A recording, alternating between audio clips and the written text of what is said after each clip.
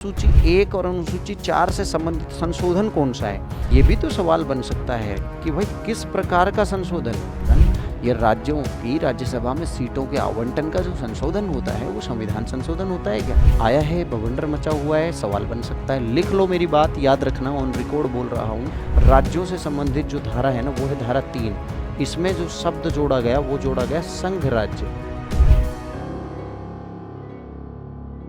जो यहाँ पे टर्म आया है, देखो अनुसूची 4, फिर एक शब्द आया संशोधन। तो एक प्रश्न यहाँ से भी बन सकता है संशोधन कि भाई अनुसूची 1 और अनुसूची 4 से संबंधित संशोधन कौन सा है?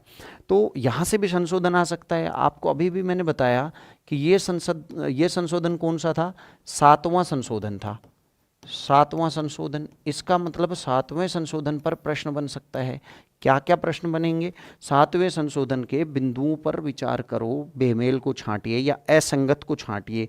बिंदुओं का वर्णन आ सकता है, बिंदुओं का वर्णन पूछा जा सकता है सीधा।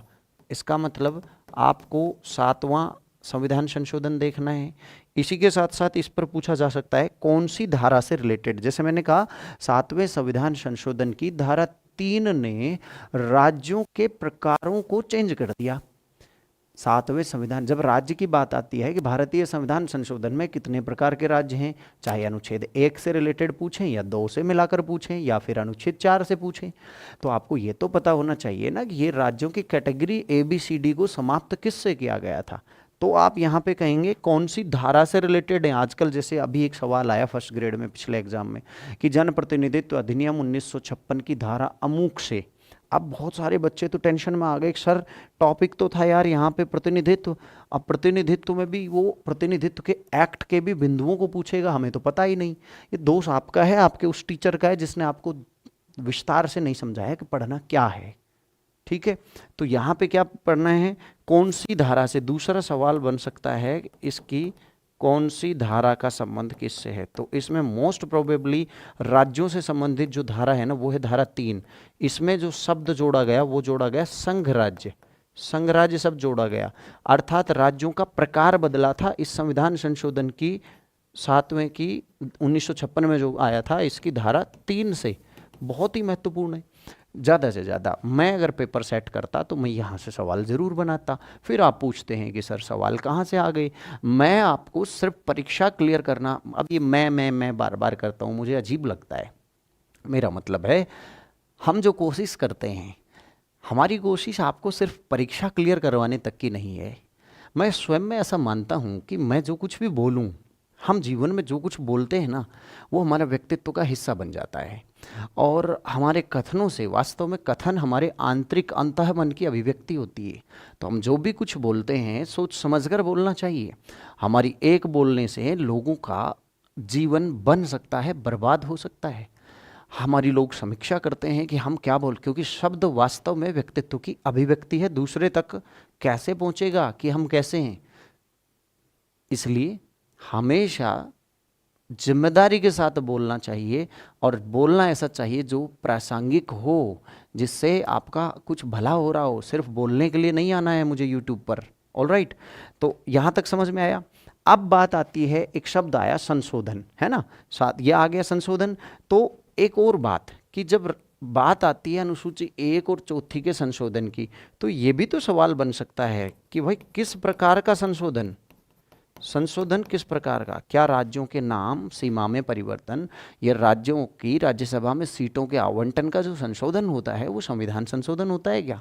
नहीं नहीं भैया, इसी का पार्ट 1 और 2 यानी अनुच्छेद 4A और B, इसी का B ये कहेगा कि इस सारे काम के तहत किया जाने वाला जो संशोधन है वो साधारण विधि से संसद कर सकता है। कैसी विधि से? साधारण विधि से कर सकता है। There is no need to implement or introduce any constitution amendment bill। संविधान संशोधन विधेयक की कोई ज़रूरत नहीं है। तो ये आपको जानना चाहिए कि किस प्रकार का विधेयक लाया जाता है। ये सारे कानून बनाने के लिए किस प्रकार का विधेयक आता है।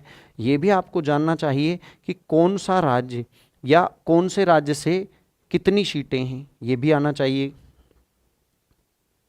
कि किस संशोधन से, सवाल जैसे दे दिया, इधर राज्य दे दिया, इधर सीटें दे दी, राज्य और सीटें दे दी, कौन से संशोधन से, इस राज्य की ये सीटें कौन से संशोधन से, इस राज्य की ये सीटें कौन से संशोधन से, ये भी तो सवाल बन सकता है। इसका मतलब राज्य सीट और उनके संशोधन, राज्य की सीटें और संशोधन, ये आपको अनुसूची 4 में मिलेगा। अनुसूची 4 शायद 200 अपना जो संविधान है ना बेरेक्ट, उसमें ये 300 पेज के लगभग है। अनुसूची 4 में इसका पूरा वर्णन मिलता है, आप आराम से विस्तार से उसको देख लेना, ठीक है। अब आता है कि इसके साथ साथ अनुसूची, पहली अनुसूची और चौथी अनुसूची, यानी राज्य और संघ राज्य को प्रभावित करने वाला हाल ही में कोई संशोधन विधेयक तो नहीं आया है, उसको देख लेना। जैसे जम्मू कश्मीर पुनर्गठन अधिनियम 2019 को प्रभावित करने वाला हाल ही में एक विधेयक आया, जिस पर बवंडर मचा हुआ है संसद में, आया ना, तो ये भी आपको देखने की चीज है। हाल में आया विधेयक, किसके लिए आया विधेयक? अनुसूची 1 और अनुसूची 4 को छेड़छाड़ करने वाला या प्रभावित करने वाला यदि विधेयक आया है, इसको भी आपको देखना है। आया है, बवंडर मचा हुआ है, सवाल बन सकता है। लिख लो मेरी बात, याद रखना, ऑन रिकॉर्ड बोल रहा हूँ, आगामी आरएस मेंस में ये प्रश्न बनेगा।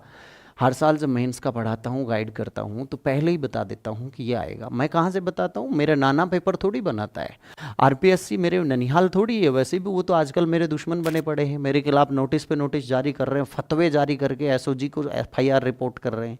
भाई साहब खैर उस पर नहीं जाएंगे, फिर कहता हूँ। लेकिन हम जब एक एक टॉपिक को गहराई से समझने की चेष्टा करेंगे तो निश्चित सवाल हमारे दायरे में रहेगा, फिर आप इसे कुछ भी कहें, कोई क्या फर्क पड़ता है उससे। अब देखिए, इन सब से संबंधित प्रश्न बन सकता है।